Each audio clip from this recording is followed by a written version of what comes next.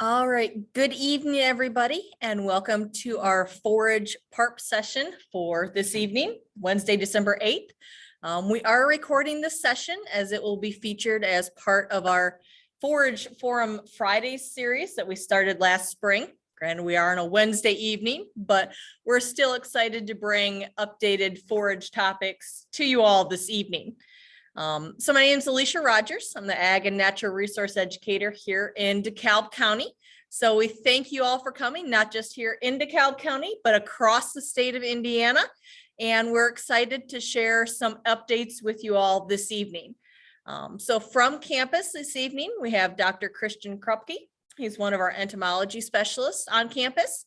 And then we also have Marcel Zimmer. He's one of our weed specialists on campus. And they're here to kind of talk to us a little bit about some of the insects, the weeds, things like that we've seen this year and kind of what we can expect moving forward. So with that, I'll let whichever of you two would like to take it first, go ahead. You have co-host capabilities, so you'll be able to share your screens. You have a preference, Christian? I can go first. That's fine. I'm ready to go. All right, sounds good. And I will stay here through your talk, Marcella. I will not depart. Okay, let me start my video here. Hello, everybody in DeKalb County and elsewhere. Everybody can hear me and see me, and we're good to go. I will share my screen and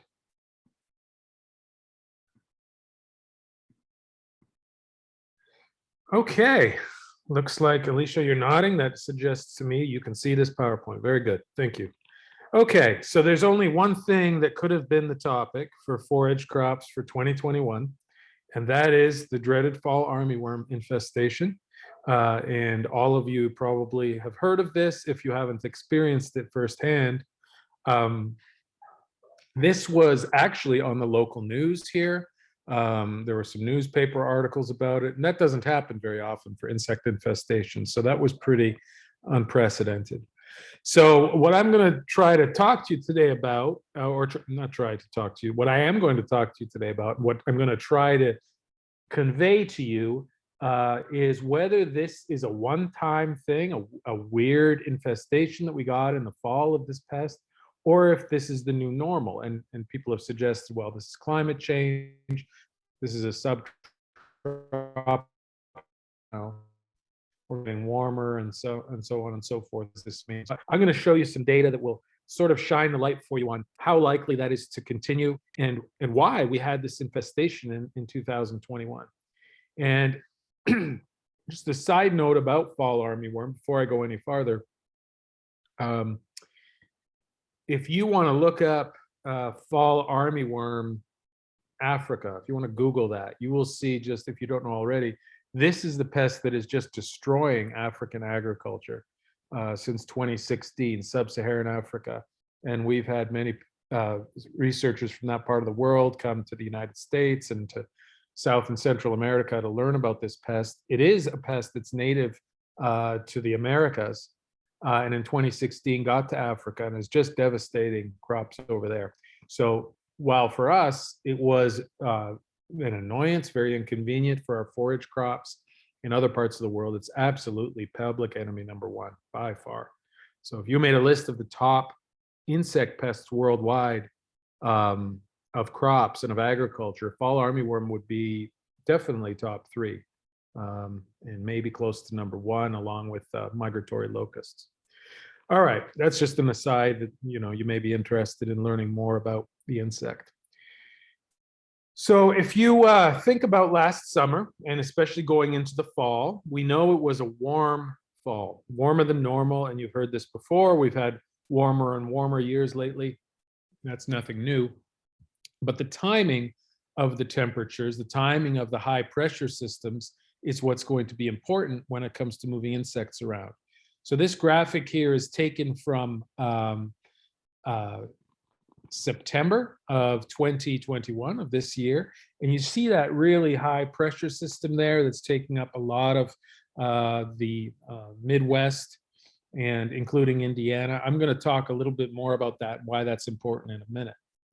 We had our first killing freeze in early November. So why is that important on the fall armyworm story? Well, fall armyworms will not survive that killing freeze. So there are not many things I can guarantee you in terms of insect pests, but I can guarantee you, you will not find any overwintering fall armyworm in India. They just can't do it. It's well below the temperatures that they can withstand. They are a tropical and subtropical species. And although it's always possible they could become more cold tolerant, they're not going to do it overnight. So if you want to go out and look for fall armyworms in the spring that have overwintered, you will be out of luck. None of them survived. None of them are alive now. All of the ones that made it through August, September, and into October are now dead, regardless of what stage they were in when the killing freeze happened, whether eggs, larvae, or adult, they're dead. Here's the fall armyworm, and you're probably looking at it thinking, wow, that's really a boring caterpillar picture. And yeah, it's not very remarkable compared to many other caterpillars. The warts along the body, those black sort of warty freckle areas are diagnostic, and the Y-shaped suture on the head. So if you look at the head, you can see sort of a cream colored Y. If you remember this, next summer, when you're looking at various caterpillars, look for the Y and look for the warts, and then you will have a fall armyworm. The true armyworm is shown here, doesn't have the cream colored Y, doesn't have the warts. Totally different insect, totally different species in a different genus. So they happen to have a similar common name, which is something that always bothers me, but I don't name these things. But this is what we call the true armyworm. This is the pest of wheat and of corn, primarily in June. That's the one you think of when you've got relatively young corn, and in particular wheat that is maturing, that they can really tear up. And any of you that have been farming for a while have been through a true armyworm infestation. So that's a much more annual pest. They can overwinter in southern Indiana, so they don't have as far to come to give us problems. And they're much more common, really. You can find fall armyworm every year in Indiana, but you have to look hard for them because, again, they're coming from a long way away most of the time. I'll talk more about that in a minute. So for the rest of the talk, just fall armyworm. So forget about the other caterpillar pests there. I just wanted to mention true armyworm to tell you the differences between them. The reason, by the way, that they have this name is because they usually occur in outbreak numbers, large numbers. And when complete feeding in a field, they use pheromones and a signal that, okay, the food's all gone here, and they march like army style. They march across in a group to the next food source. So you'll see them crossing roads, hundreds and hundreds of them, and there are stories of cars skidding off the road with true armyworm because it's so slick from all their smushed corpses. But that's the reason they get their name.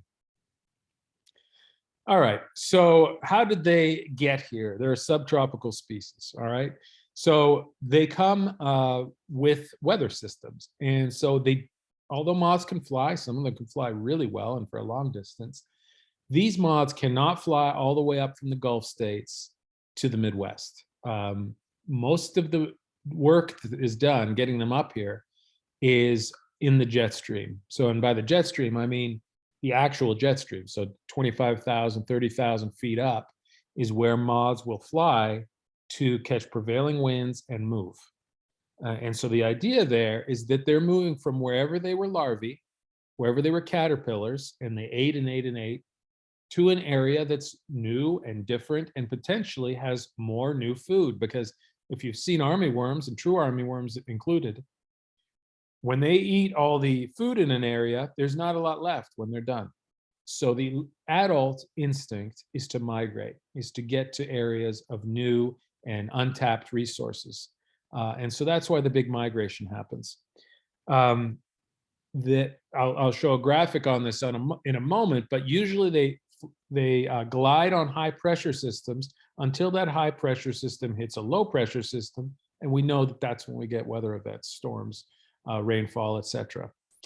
That includes tropical storms and hurricanes. In the case of this year's fall armyworm infestation, it wasn't anything quite that dramatic. I'll show you that in a moment.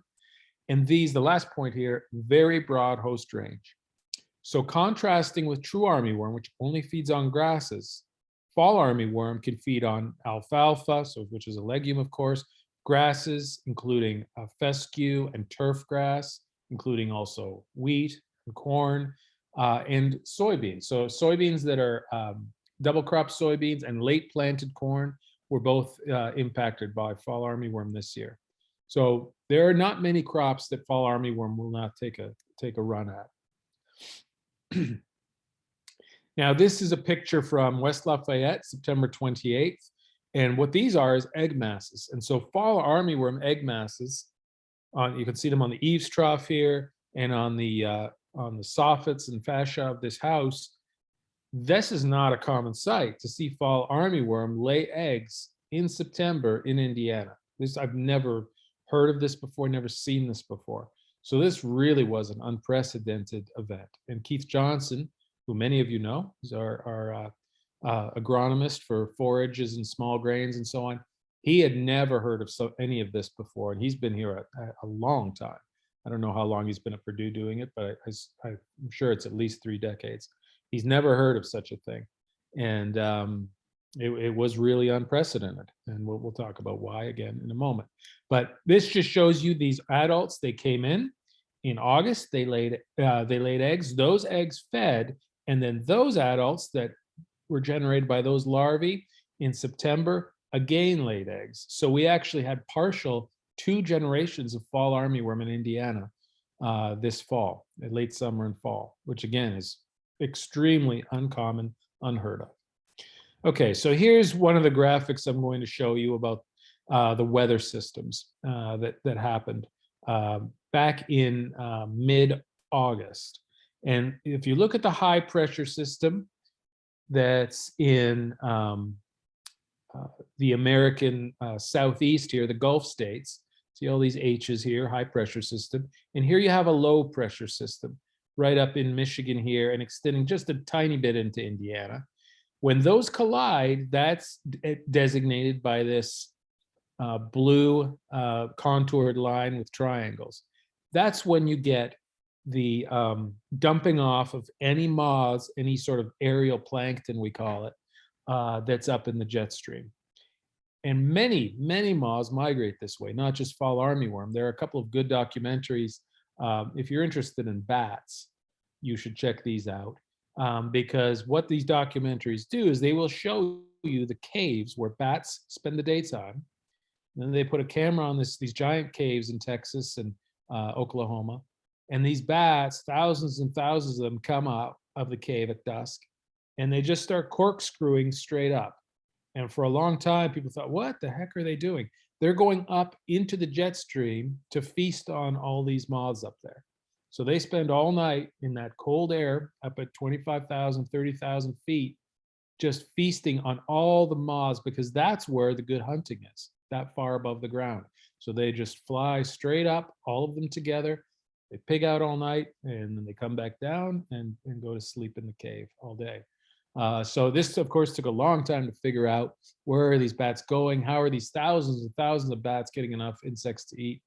They're going up there into the jet stream. So anyway, that's another aside, but it's pretty cool. If you're at all interested in bats and or insects, you should check it out. I'm sure there's a YouTube video in addition to the documentary. Okay, so here we are, and we're not in the Midwest anymore. We're extending out into some of the eastern states.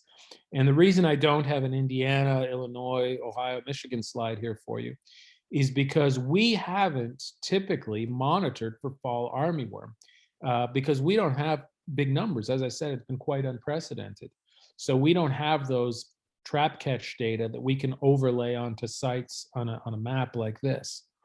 However, that infestation was large enough, and that high pressure system that I showed you extended into these states as well.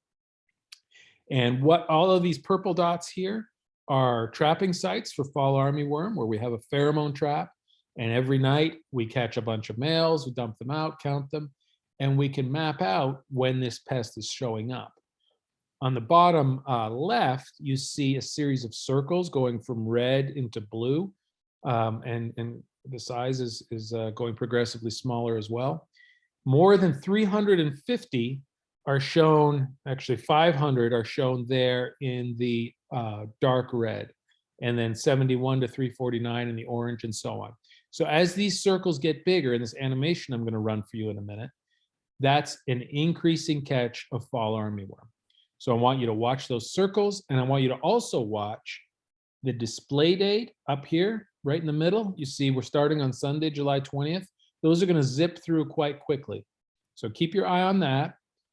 The year is this year. The pest is fall armyworm, and we're looking at the average weekly catch. And so keep an eye, sort of, if you can have one eye here and one eye on the dots, which is impossible. I know it is, but that's kind of your goal. And look at how those trap catches change, and look at when they peak, and then think about what you knew about fall armyworm and when it showed up in your area or when you heard about it in the news. Okay, so we're going to let this animation run now. Get your eyes separated from each other and get ready. All right, here we go. Now we're already into July. Keep watching. Here it comes. There it is.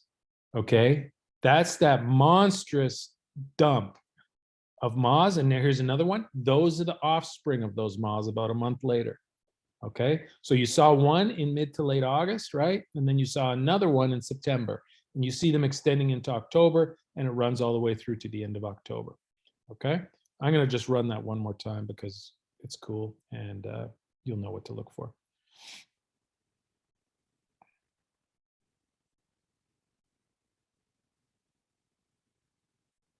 Boom, there, mid to late August.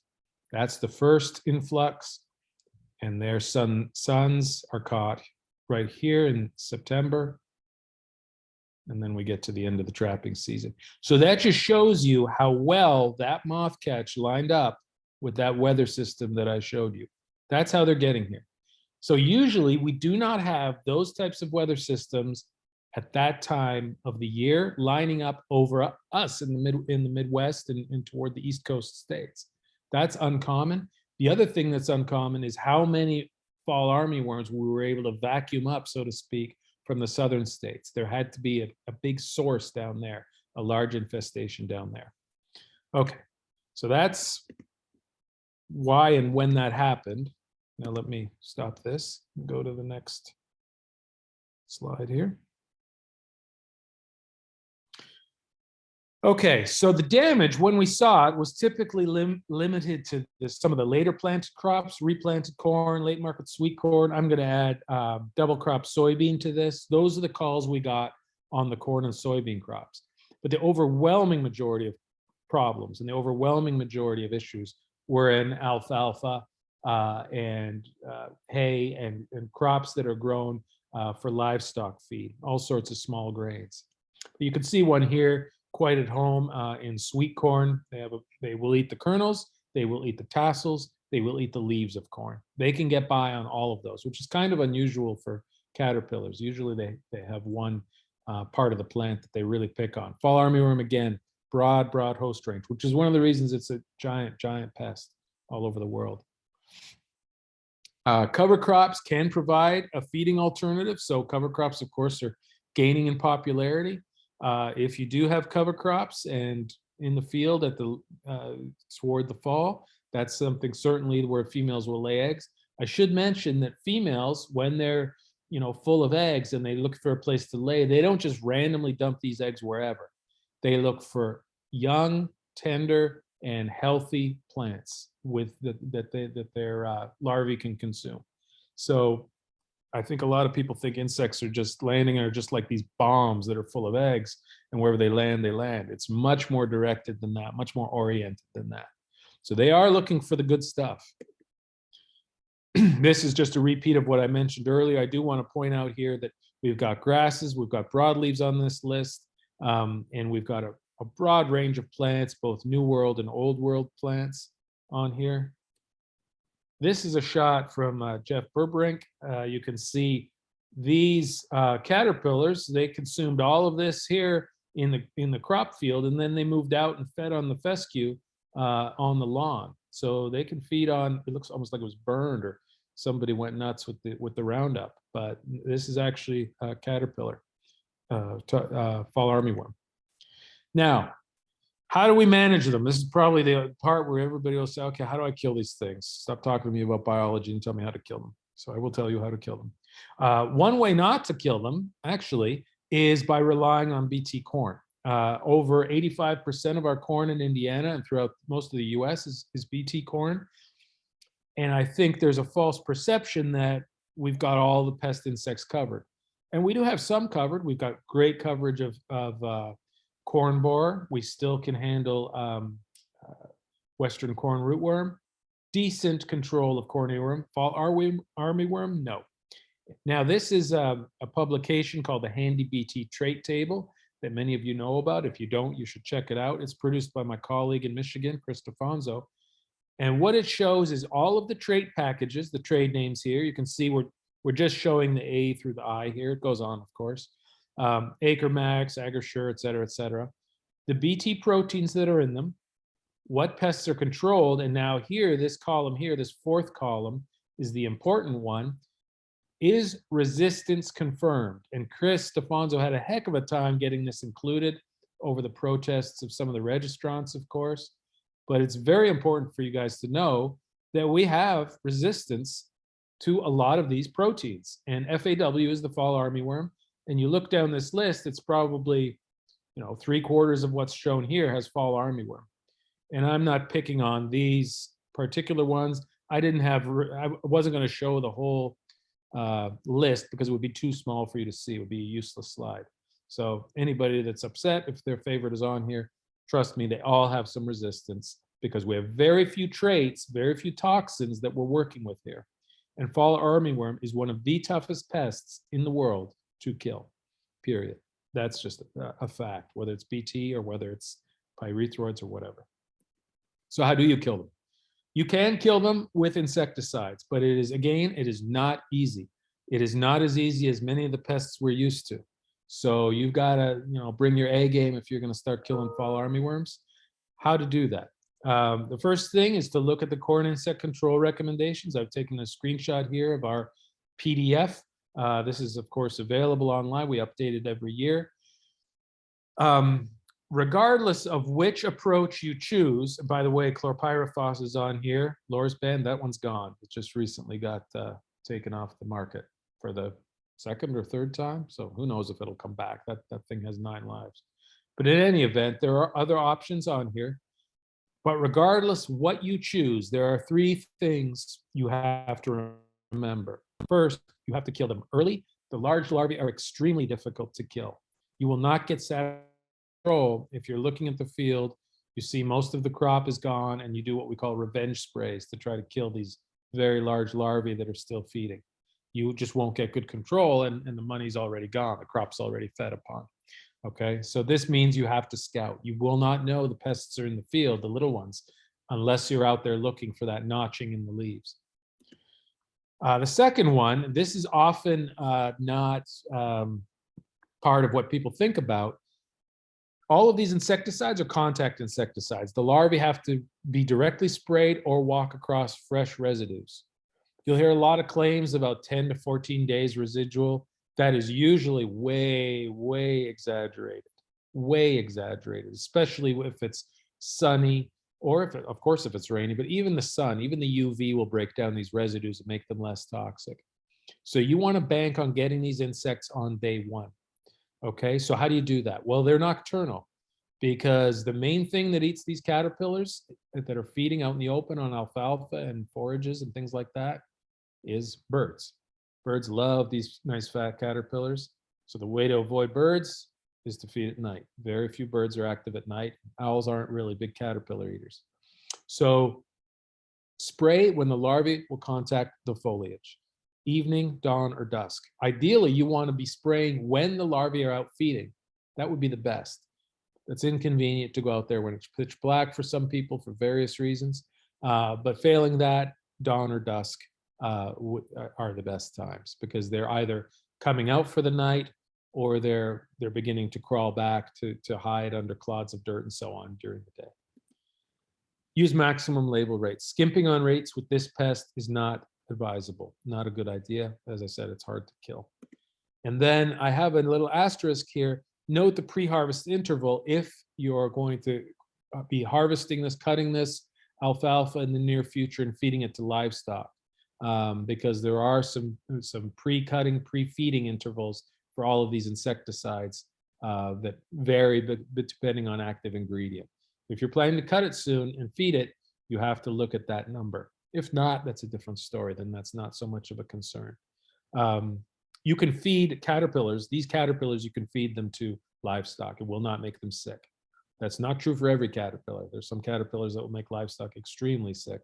And some insects, blister beetles, you probably know, is a real no-go, especially when it comes to horses. But fall armyworms, I guess, are quite palatable for livestock.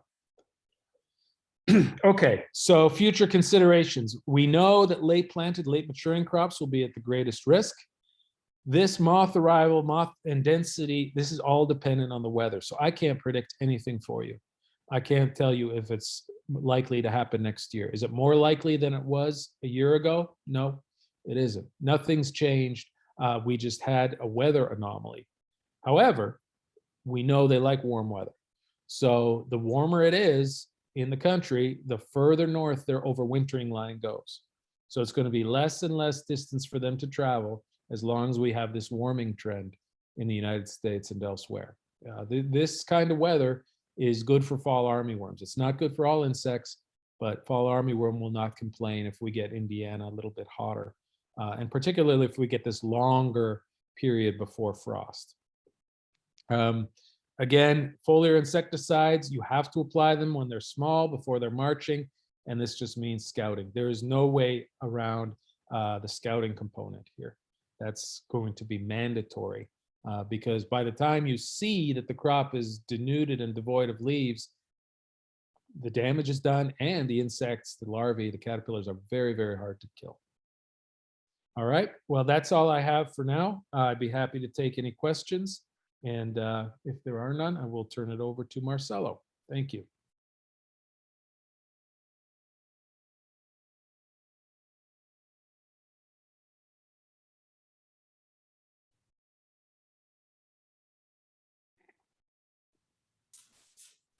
Okay, so we had one question here, Chris. So we had some producers that cut their hay right there at the end of September, end of August, excuse me, early September is the fourth cutting. They saw caterpillars at that point, but after the cutting, they just disappeared. So where did they go from that point? Well, a lot of them wound up being fed to whatever you did with it. Wherever it went, it wound up in the stomach of some ruminant, or I would imagine. But some of them would have been there and would have gone on the march. If you would have looked for them, you would have found them looking for some place to feed. If there was nothing suitable nearby, and particularly if they were too small to get very far, they would have starved to death. They need to eat all the time. They need to eat every day, all the time, when they're on the move.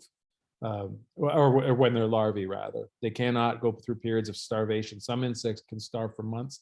These cannot go without food for even a couple of days. So many of them starve to death. I hope that doesn't make you feel bad, but that's probably what happened.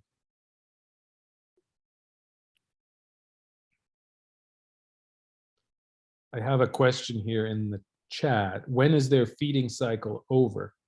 I'm not sure if you're asking for a date, but generally from that peak moth arrival to pupation is about a month, if that helps at all. From the time the eggs are laid to the time the eggs emerge, it's to 5 or 6 days. So you have a 5 or 6 day time between that moth peak arrival and you see any feeding. So the actual larval period is probably 2.5, 3 weeks. And there's a pupal period in there as well. So I think that's what the question was getting at, but please jump on the chat if I didn't get it, if I didn't answer the question.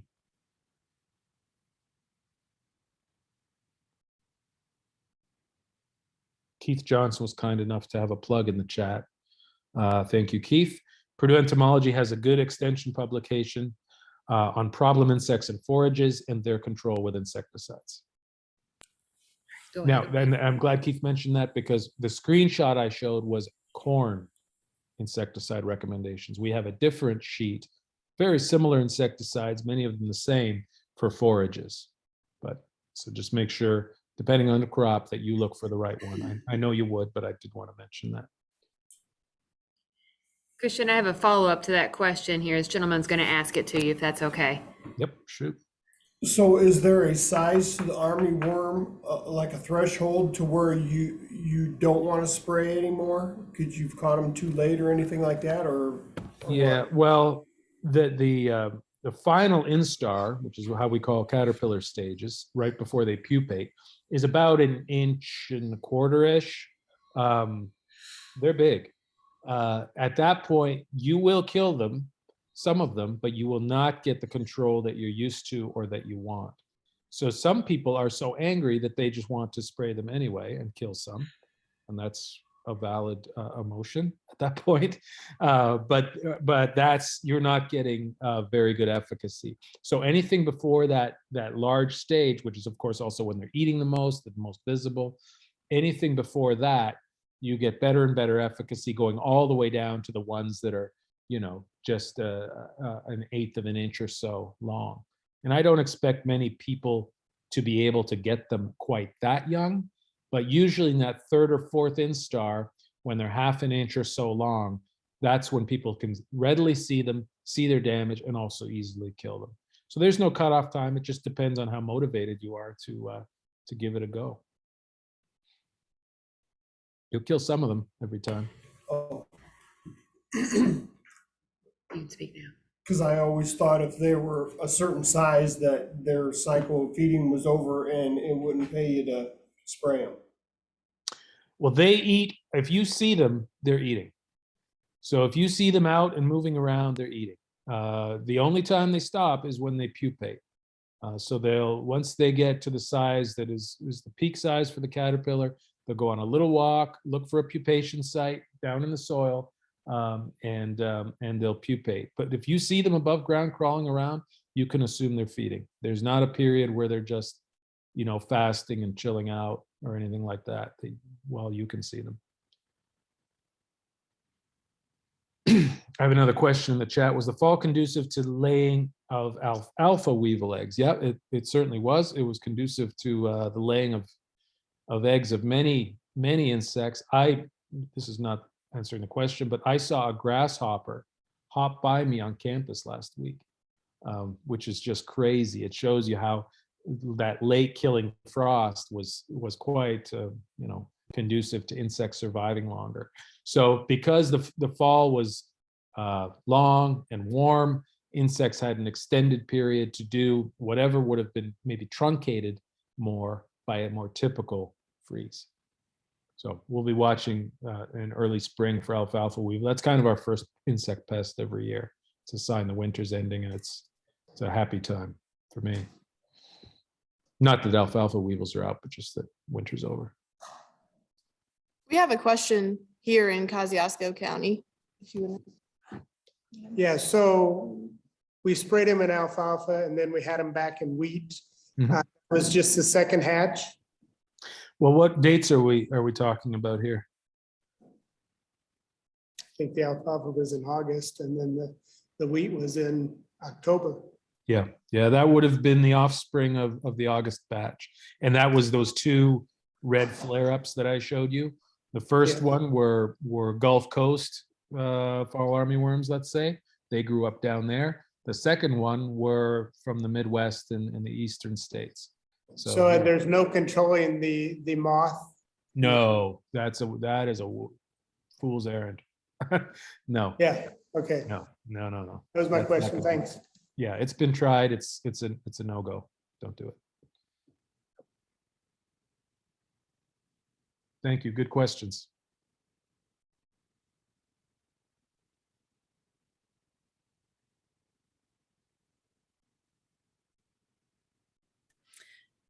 How many eggs on average can a female moth lay at one time?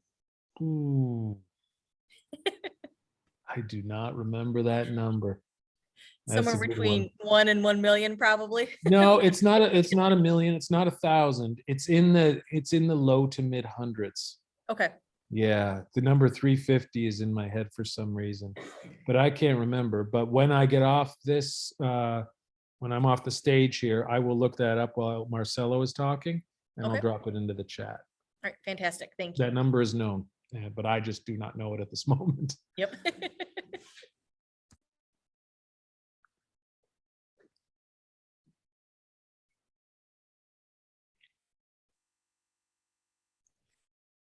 All right, well, it looks like we've got questions answered from across the board. So thank you so much for being with us, Dr. Krupke. And Okay, thank we you. look forward to hearing from Marcelo next. All right. Can you guys see my screen? All right, so I'm gonna give you guys the weed management update in forage and pastures. We didn't necessarily have a hot topic, I guess, like Christian did. So my presentation goals for this evening is mostly to outline a few forage weed management tools that we have available for you, and also discuss a few aspects of weed management in alfalfa and pastures as well. But the first question that we got to ask ourselves is, why do we even control weeds in forages? And it's not just because maybe you like to kill plants. I'll sometimes seeing them die is kind of interesting, but that's not the main reason. There's a few different reasons why it's important to manage weeds in pastures. The first one is that they will compete with our forage crops for light, nutrients, and water, and they can decrease the nutritional quality or the nutritional value of our forages as well. Some of those weeds can also be toxic to the livestock, or they can cause some physical harm as well. And they can also influence the grazing behavior of those animals too, changing the amount of time that they graze and how far they have to travel to ingest enough feed. So overall, all these different aspects will influence how much animal performance we're gonna get per acre as well. So that's something that we gotta keep in mind, and depending on our weed infestation and also the weed species that we have, it may justify having some weed control strategies there. Well, the first thing we got to keep in mind is that there's no silver bullets when it comes to weed control in forages and pastures. And the reason for that is because we don't have any GMO forage species, or except with alfalfa. So we have less herbicide options available for weed management. And we got to keep in mind that the most important thing that we can do to manage weeds in forages is to manage our stand density. So things like adequate establishment, optimizing our fertility and pH, and also minimizing overgrazing and the frequency of cuttings, all those things that you guys all know that can optimize our stand density and allow our crop to outcompete the weeds. But when it comes to herbicides too, one thing that sometimes we don't emphasize enough is that the herbicide application timing is very critical, and it needs to be adjusted to the weeds that we have in our field and their life cycle. It's not enough to just maybe apply 2,4-D a couple times a year, especially if you have a grass pasture, and think that's going to be enough to control your problematic weeds. It all depends on the weeds that are present and how susceptible they are to different herbicides. So whenever we're trying to decide which herbicide option may be the best for controlling our weeds, we have to consider the weed spectrum. Are those herbicides causing any injury to our desirable forages? And if those products have any grazing restrictions as well. And we also got to be cautious when we're managing weeds and forages that weed seed introduction via the feed sources is one of the main routes of introduction of new weed species to our fields. So whenever we're purchasing hay from different fields, we got to keep in mind that we might introduce new weed problems to our area. But the first thing we have to do when you're trying to address weed problems is to identify the weed accurately. There are several resources out there that we have available for weed ID.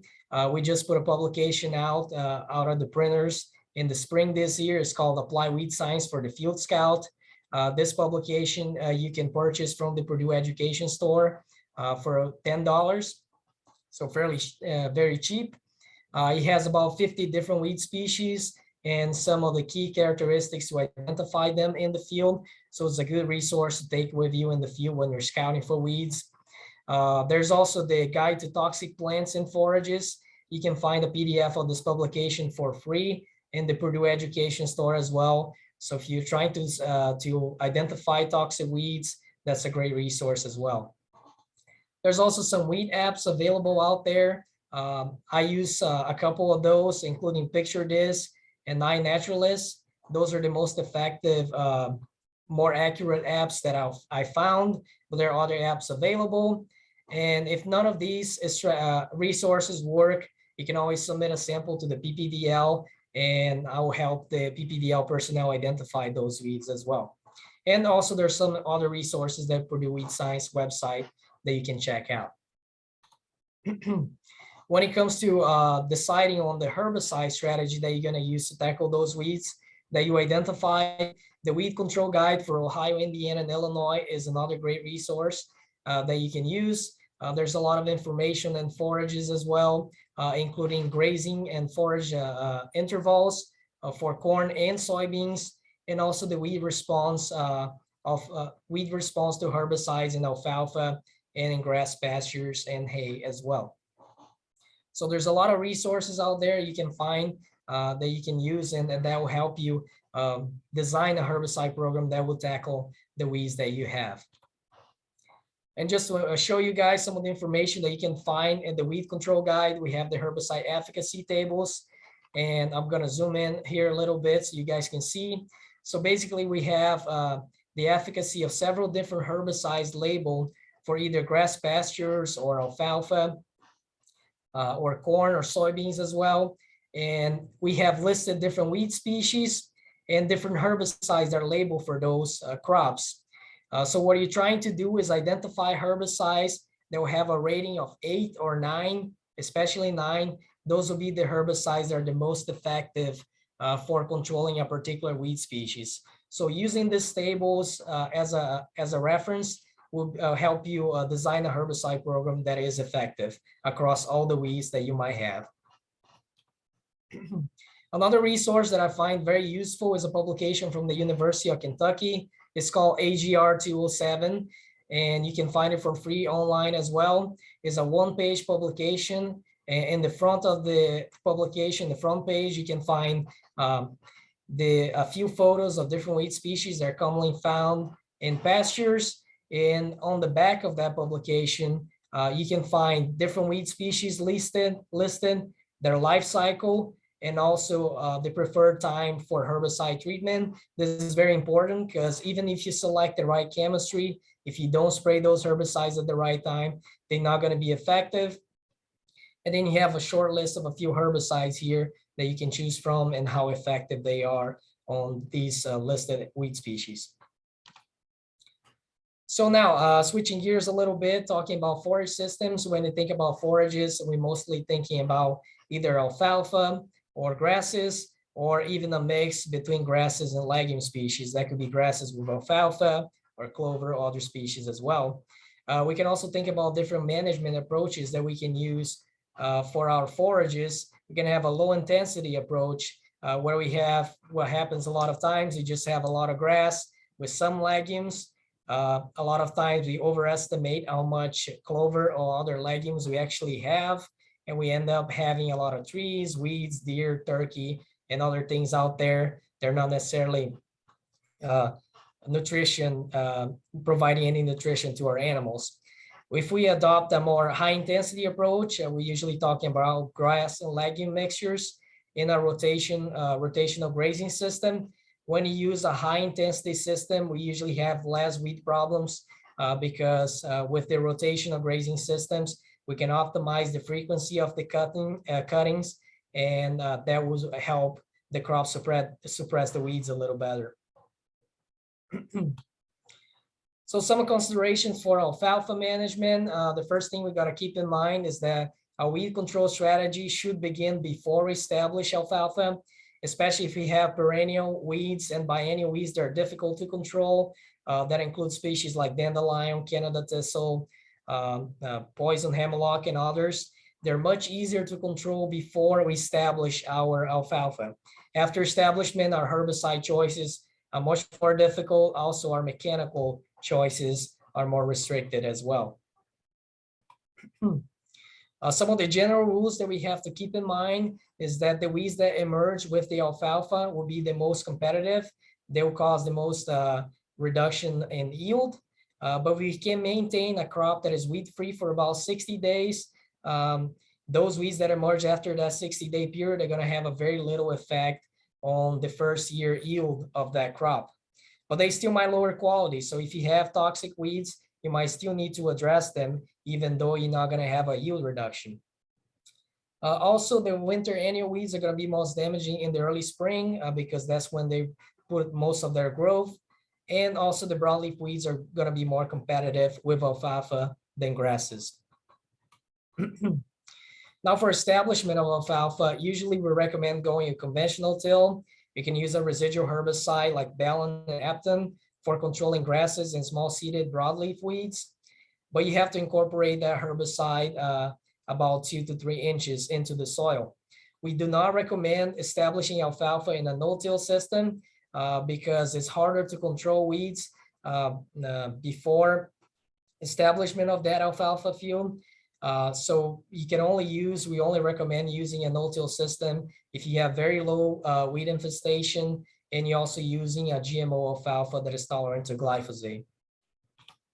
I'm not going to go over the post herbicide options that we have available for alfalfa. Again, you can find all that information in the weed guide as well. Another thing about the weed guide is that it's going to have a short summary of each one of those products. They are labeled for alfalfa and recommendations for the seedling year, for established stands, and also recommendations for use in grass pastures and grass legume mixes as well. So again, if you have any questions about what herbicide choices you have, the weed control guide is a good resource. So you don't have to go through several dozens of herbicide labels first. Now, when we think about managing weeds in a mixed stand of legumes and grasses, the one thing that we got to keep in mind is that most of those grass herbicides will also injure the grass forages. So that limits our options for grass control.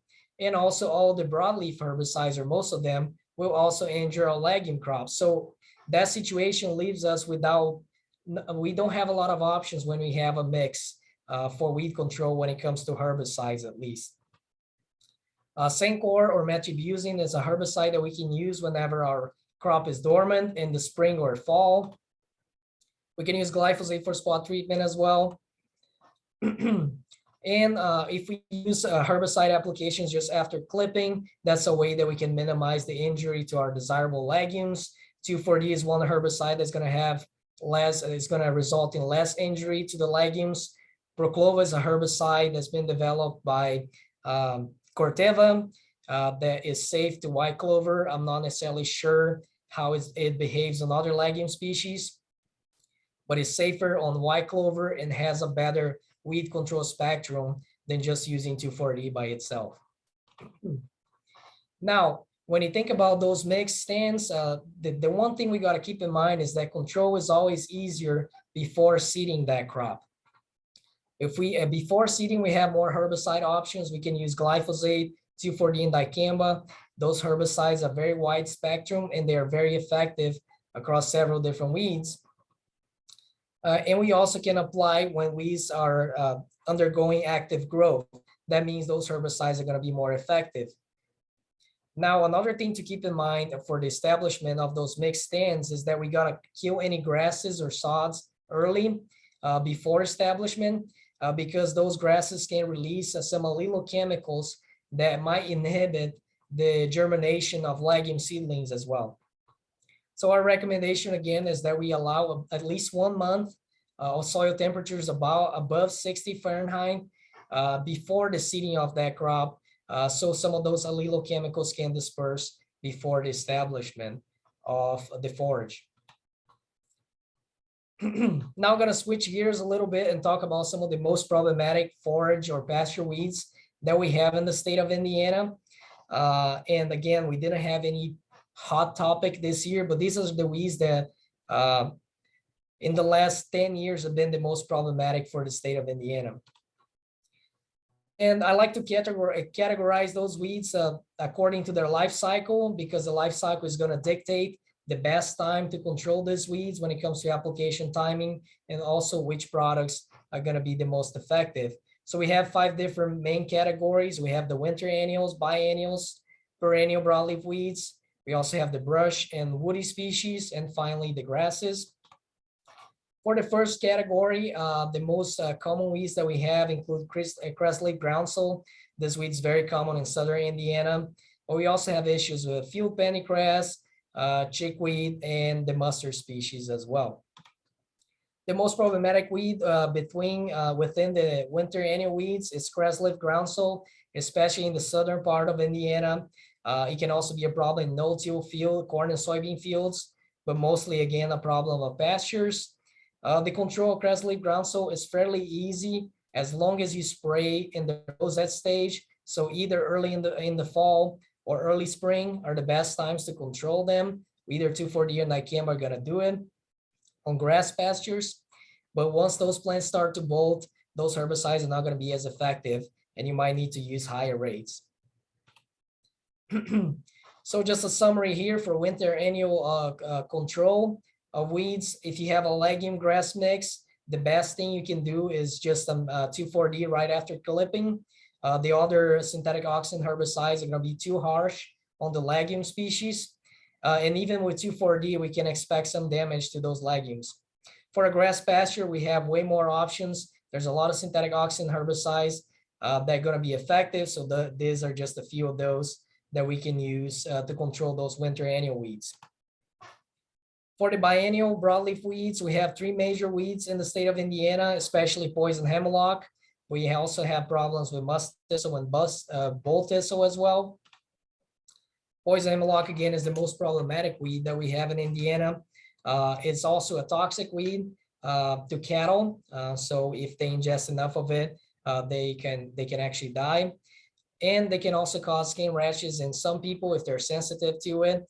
So if you're trying to manage those weeds by pulling them by hand, we recommend that you use gloves. Otherwise, you might develop some allergic reactions to it. Again, a problem of pastures, but it can also be a problem in field edges as well, in corn and soybean fields. And just like crestleaf groundsel, the control is fairly easy as long as you spray those plants when they're small in the rosette stage. If you let them bolt, they're much more difficult to control. Those weeds are also often confused with giant hogweed and wild carrot. Giant hogweed is a noxious weed that has to be eliminated on site every time it's seen, according to the Indiana Noxious Weed Law. So if you have any questions about identifying between poison hemlock and giant hogweed, there's some articles in the Purdue Weed Science website as well that you can find references to. Now for control, it's very similar to the winter annual weeds. You can use 2,4-D right after clipping. You're gonna see some damage for the legume species.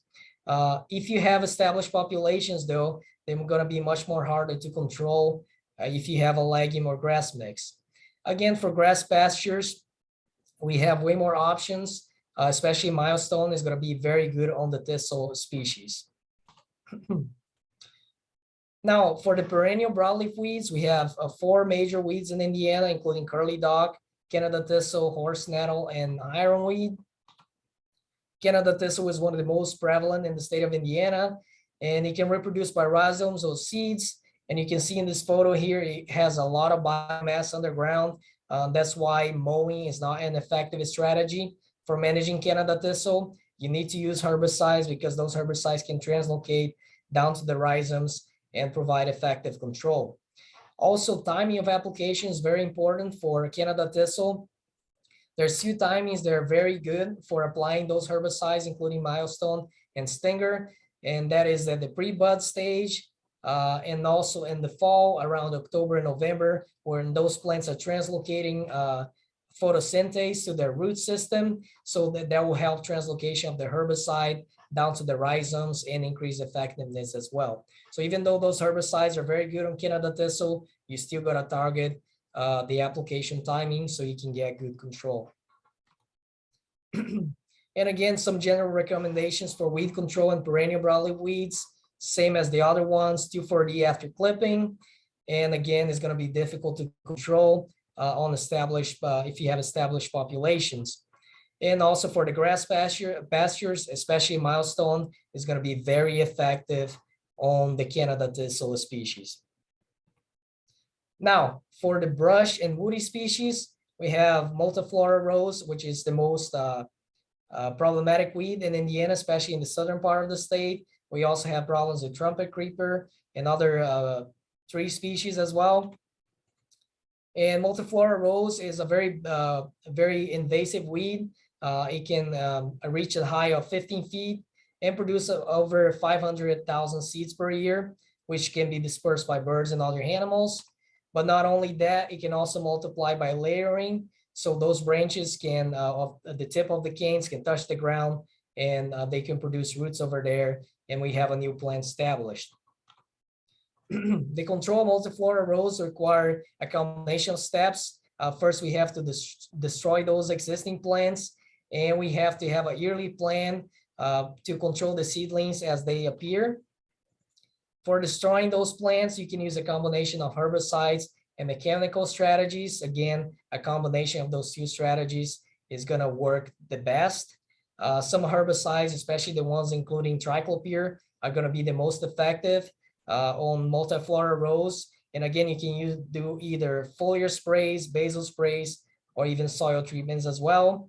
If you're going to use a mechanical strategy, again, you're going to need to repeat that strategy across the growing season multiple times. We recommend anything from 3 to 6 mowings per season, and you have to repeat that strategy for 2 or 3 years for effective control. So it requires a major effort to control these weeds once they're established. For grass weeds, some of the most problematic ones include downy brome and foxtails, but also quackgrass. If you have a legume grass mix, our recommendation is that you spray a post-grass herbicide. We have the Clatodim, Cytoxin, and the Kizalofop are some of the herbicides available, and then reseed the desirable grasses. If you have a grass pasture, again, all the grass herbicides that control those grassy weeds are also gonna affect our forage species. So our recommendation is to either do a spot treatment. If you have a very heavy infestation, you have to control the entire field and reseed the grass. You have no choice, maybe even go with crop rotation. So you have additional herbicide options. And again, manage fertility and overgrazed areas as well, so you can increase the competitiveness of your forage crop against your weeds. So again, just to summarize my presentation for today, first thing we got to keep in mind is that there's no silver bullets for weed control and forages. We have way more limited options than what we have for corn and soybeans and other row crops. And again, managing the stand density is the best thing that we can do to keep those weeds under control. But if we do need to use herbicides, again, we got to target a good application timing, and that needs to be adjusted to our weed species. They are present in their life cycle. So again, if you have a winter annual weed, that's going to be a way different application timing than what you have for a summer annual weed or even perennial weeds like Canada thistle. And again, finally, we got to consider the weed control spectrum of the herbicides that we're using, how much injury they're going to cause to our forages, and do those herbicides have any grazing restrictions as well. So a lot of that information you can find referencing to the weed guide as well. And that's all I have for today. I'll be happy to take any questions you might have. If you guys take a photograph of this QR code, you can access the Purdue Weed Science website as well. There's a lot of information that can be useful, or feel free to contact Bill or I during the growing season if you have any questions. All right, thank you, Marcelo. So we do have a few questions and comments from Dr. Johnson. So the first is, how about using spring oats as a companion crop when seeding forages in the spring and using the oats as a forage? I wouldn't see any problem with that. Yes, I think it will work. Also, by increasing the stand competition in the spring, you can prevent all the weeds from emerging as well. So anything you can do in the spring to maximize forage biomass is going to help you control the weeds as well. Second one was buttercup seems to be an increasing problem in pastures in some areas of the state. Do you have any recommendations on controlling that? Yeah, so the main thing about buttercups is that you have to control early in the spring before it flowers. And a lot of people only notice the buttercup after they see the yellow flowers. So the herbicides are not going to be as effective. But if you have a grass pasture, 2,4-D even can be, just 2,4-D by itself can be effective on the buttercup species. But again, you got to control before they go into the reproductive stage. And you got to spray when you have good growing conditions for the weeds as well, so the herbicide can translocate well. Okay. And then the last one from Dr. Johnson, how about owning or renting goats to reduce multiflora rose or some of our other weedy species in a pasture? I never seen using goats on multiflora rose myself. Maybe I'll have to ask Bill about that. But the thing about multiflora rose is that triclopyr is very effective. So if you can do spot treatments, that's going to be one of the best strategies. I can't really tell how effective the goats would be in that situation, but I'll ask Bill and maybe I can come back to you guys about that. Well, as a goat owner myself, I can attest that they prefer kind of some of those more browsy species. So the multiflora rose, some of our vines and things like that. They prefer to go after something like that than some nice fresh grass. Amanda also mentioned that SciPac has really used some goats in helping to control multiflora rose. So SciPac has done a lot of great research using them as well. So. Interesting. Yeah. Yep. So, all right. Any questions from anybody here or our other sites this evening? Pretty quiet. So Dr. Krupke did mention he found where, got to come back up here, the number of eggs per mass on the fall armyworm varies considerably, but he's found that often it's from 100 to 200 per hatch, and a total egg production per female averages between about 1,500 eggs laid, with a maximum of over 2,000 eggs in her lifetime. So one female can produce a lot of offspring. All right. Another great resource that Dr. Johnson has mentioned is the Purdue Pest and Crop Newsletter. It's a free newsletter that's delivered once or twice a month, I believe. That has really up-to-date information and resources on all sorts of great information on forages, corn, soybeans, a whole lot of our row crop, forage crop type things throughout the year. So we encourage you to sign up for those. Also, we have one of my other hats that I wear is I am currently the president for the Indiana Forage Council. So this is our little plug for the Forage Council here in Indiana.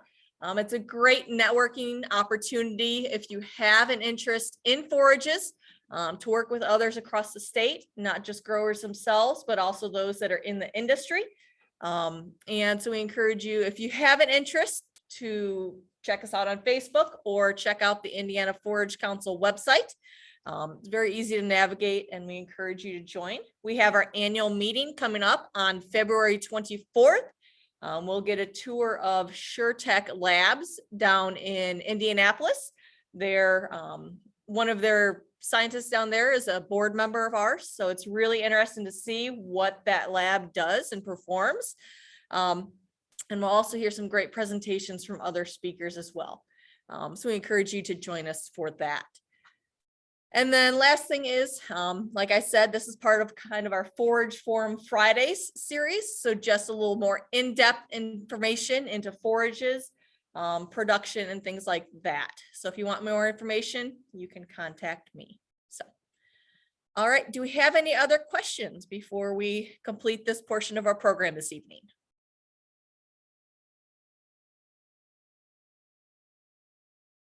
What chemical in particular was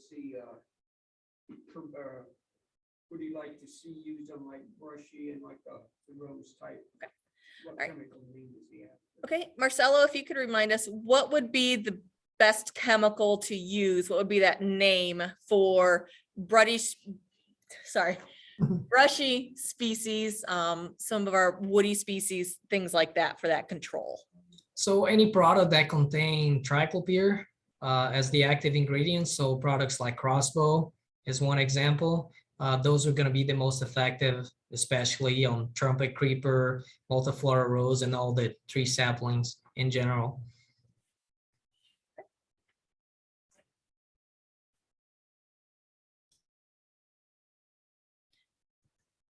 All right, well, it doesn't look like we have any more questions. So thank you both, Marcelo and Christian, for being on this evening. We great. Alicia, I've got one- Yes. I've got one here. Hold on a second. Okay, we'll wait, Steve. What's that? Okay, Marcelo, what's the best time of the year to spray Crossbow to get the best control? It really depends on the weed species, though, what we're talking about.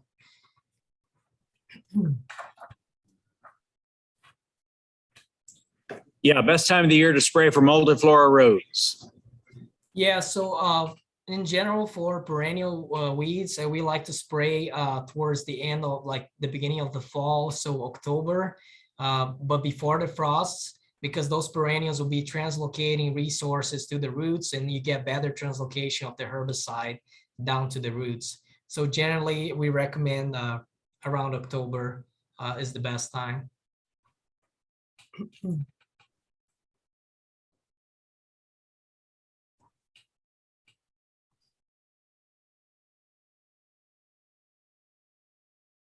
Okay.